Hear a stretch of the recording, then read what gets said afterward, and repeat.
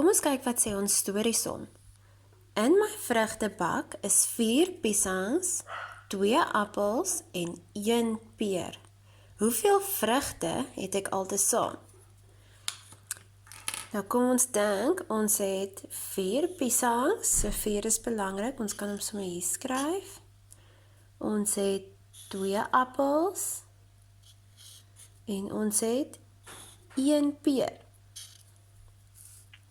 Nou wat is ons belangrike woordjie wat ons daaronder moet skryf? Piesangs, appels, peer. Nee, hulle vra hoeveel vrugte, want piesangs, appels en pere is alles vrugte.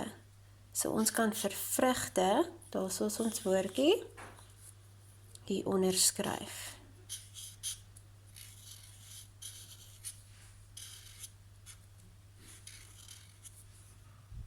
Nou moet ons 'n som maak.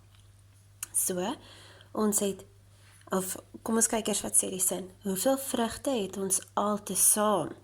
Nou, altesaam beteken ons moet dit saam sit. En as ons iets saam sit of by mekaar sit, is dit 'n plus. So, altesaam sê vir ons moet plus. So, 4 piesangs plus 2 appels plus nog 1 peer is gelyk aan. Nou kan ons hulle teken. 4 piesangs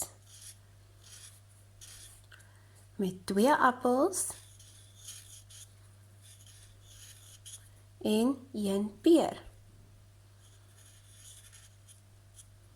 Kom ons tel hulle. 1, 2, 3, 4, 5, 6, 7. So ons antwoord is 7. Ons het 7 vrugte altesaam. Maar onthou, ons moet vir vrugte skryf. So ons kan hom daarna ons antwoordjie skryf. So, ons antwoord is 7 vrugte.